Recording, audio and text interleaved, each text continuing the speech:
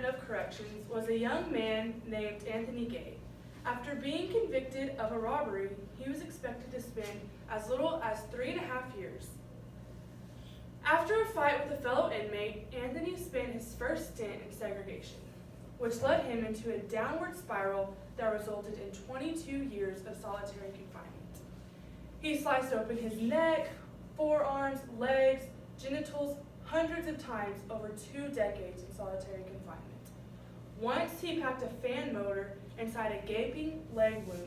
Another time, he cut open his scrotum and inserted a zipper. All of this physical harm he caused himself would make the mental pain he had disappear for a little while. All of the times they had to call in the nurses, he would have human contact.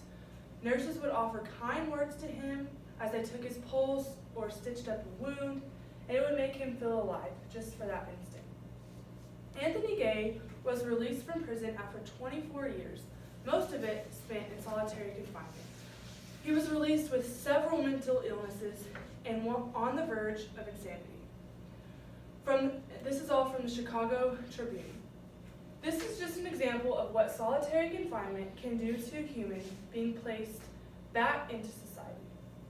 Today, I will be talking about the solitary confinement policy in federal prison and how the use should be changed for inmates sentenced for life, the steps already taken in direction of the change, and how the changed policy will affect the future. Solitary confinement conditions vary from state to state, but one thing that remains the same is in each prison the effect the isolation has on a human brain. The problem with solitary confinement doesn't just start and end in prison. In fact, it is taken into society. The definition of solitary confinement is the housing of an adult or juvenile with minimal to rare meaningful contact with other individuals. That definition is from the National Commission of Correctional Healthcare. Over the 25-30 years, there has been a marked increase in the use of solitary confinement in the United States. A report based on Bureau of Justice Statistics data estimated that approximately 80,000 inmates are held in some form of isolation in the state and federal prison in any given day.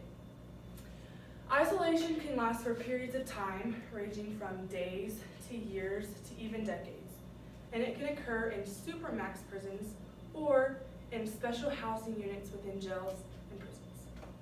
So you might wonder, why do inmates get placed in confinement? What makes an inmate eligible?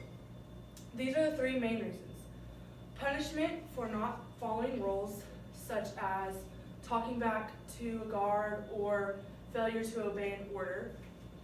The next reason would be concerning the safety of staff or other inmates, such as the management of known or suspected gang members. And the last reason is for the protection of the inmates themselves, such as if the inmate was a sex offender, or he or she was transgender, or sexually vulnerable. That's the safety of the sex offender and the other inmates involved with that. Inmates sentenced for life should be the only prisoners to use solitary confinement, and that's even when it's absolutely necessary. Numerous studies have documented the harmful psychological effects of long-term solitary confinement, and here are some of the effects. Visual and auditory hallucinations, insomnia and paranoia, uncontrollable feelings of rage and fear, and lastly, post-traumatic stress disorder. Now, I don't know about y'all, but I would not feel safe with ex-cons rolling around society with uncontrollable feelings of rage and fear. In 2011 through 2014, the percent of prisoners released with some kind of confinement were consistently higher than other releases. The average in 2011 to 2014 of solitary confinement releases was 61%, according to the MarshallProject.org. Analysts for the Texas Legislative Budget Board found that more than 60% of state prisoners released from solitary confinement were rearrested within 3 years, compared to the 49% of overall prison releases.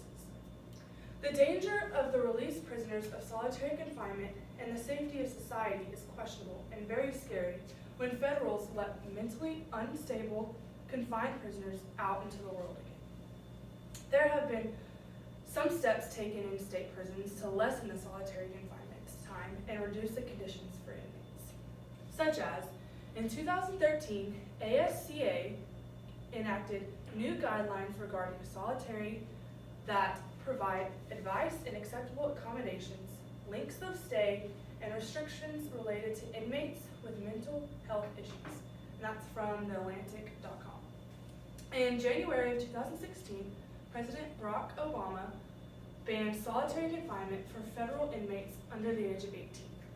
He also ordered new limits on the amount of time caged up alone. And lastly, after a lawsuit, New York came to an agreement with the New York Civil Liberties Union in 2015 that in addition to reducing who's placed in solitary confinement and how long they may stay, now inmates get to call family or friends for the first time ever. These changes are a great step forward, but the main change that needs to be made in place is the act of only using solitary confinement for inmate sentenced for life.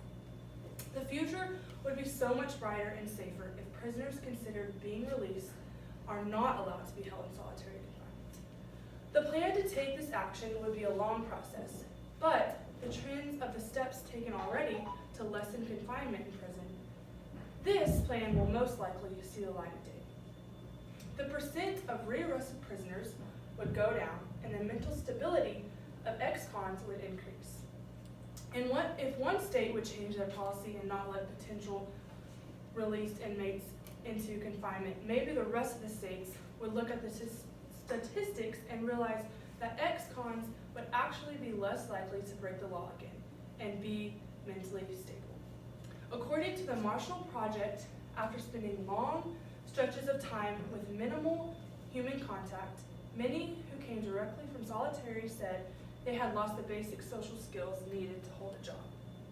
Solitary turns a person unworkable, always frustrated, and oversensitive. This does not describe a safe citizen to be roaming through society.